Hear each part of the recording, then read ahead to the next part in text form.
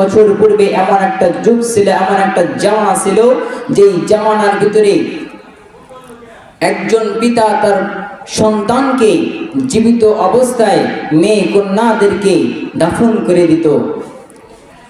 যেই যুগের ভিতরে মেয়ে কন্যাদের কোনো সম্মান মর্যাদা ইজ্জত ছিল না, যেই যুগের ভিতরে মেয়ে সন্তানদের কোনো সম্মান ছিল না, আমার আল্লাহ তাআলা রাব্বুল আলামিন সেই যুগের ভিতরে মা মেয়েদেরকে, কন্যা মেয়েদেরকে সেই মাটির নিচ থেকে তাদেরকে উত্তোলন করে তাদেরকে রাজ সিংহাসনে বসা দিয়েছে। কথা বলেন ঠিক কিনা?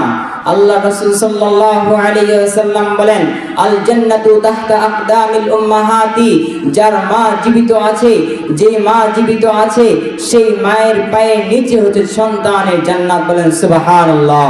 মুহতারাম মুআজ্জাজ হাজিরিন, সেই তৎকালীন সময় আমার আল্লাহ জাল্লা শানু তাআলা পথ ভোলা মানুষগুলোকে পথ দেখানোর জন্য, দিনহারা মানুষগুলোকে দিন দেখানোর জন্য, ইসলাম ছাড়া মানুষগুলোকে ইসলামের পথ দেখানোর জন্য আমার আল্লাহ জাল্লা শানু তাআলা এই দুনিয়ার ভিতরে দুইটা জিনিস নাজিল করলেন।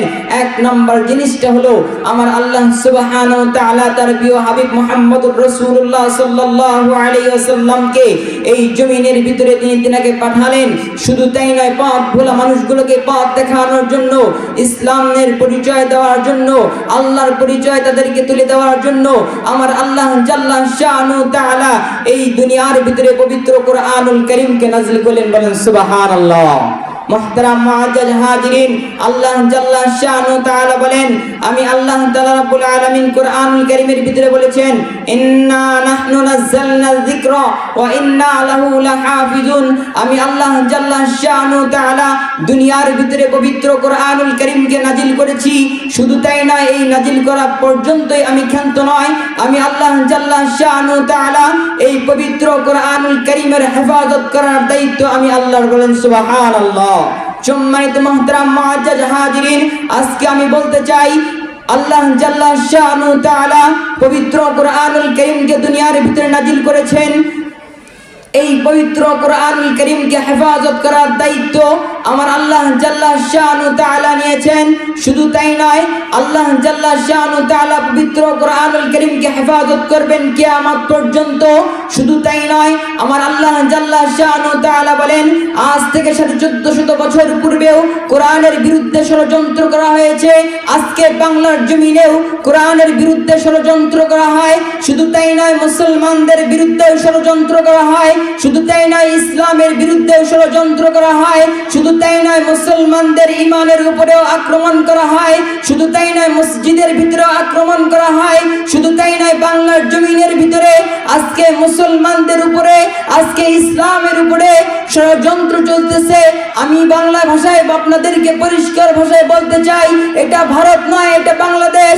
এটা গুজরাট নয়, এটা বাংলাদেশ।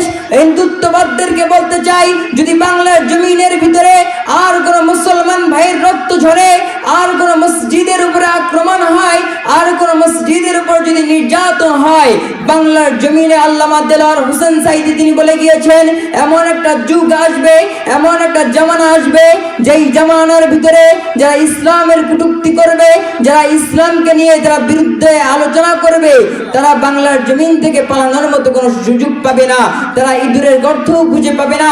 আমি বাংলা ভাষায় আপনাদেরকে বলতে চাই, যদি বাংলা জমিনে এমন কোন যারা রাজনীতি করে, যারা কোরআনের বিরুদ্ধে কথা বলবে, যারা ইসলামের বিরুদ্ধে কথা বলবে, যারা কোরআনের বিরুদ্ধে কথা বলবে, মুসলমানদের বিরুদ্ধে ষড়যন্ত্র করবে, আমি তাদেরকে বলতে চাই পরিষ্কার ভাষায় আপনারা শুনে রাখেন, যদি বাংলার জমিনের ভিতরে ইসলামের বিরুদ্ধে কেউ কথা বলে, মসজিদের উপরে আক্রমণ করে, আমার বাংলার জমিনের ভিতরে কোন মুসলমান ভাইয়ের শরীর থেকে যদি যারা পরিমাণ রক্ত ঝরে, আপনাদেরকে পরিষ্কার ভাষায় বলতে চাই, শুধু তাই নয়, আপনাদেরকে বলতে চাই, আপনারা বাংলার জমিন থেকে যারা পরিমাণ আপনারা ছাড় পাবেন না, আপনাদেরকে তিলে তিলে খোঁজ করে আপনাদেরকে বাহির করে বিচারের আওতায় নেওয়া হবে। আপনাদেরকে এতটুকু সময় দেওয়া হবে না। আপনাদেরকে সবিনয়ভাবে অনুরোধ করতে চাই, আসুন আমরা কাঁধে কাঁধ মিলিয়ে আমার বাংলার জমিনের ভিতরে আমরা ইসলামী রাজত্ব কায়েম করি।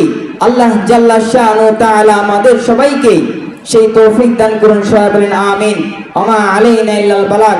আসসালামু আলাইকুম ওয়া রাহমাতুল্লাহ।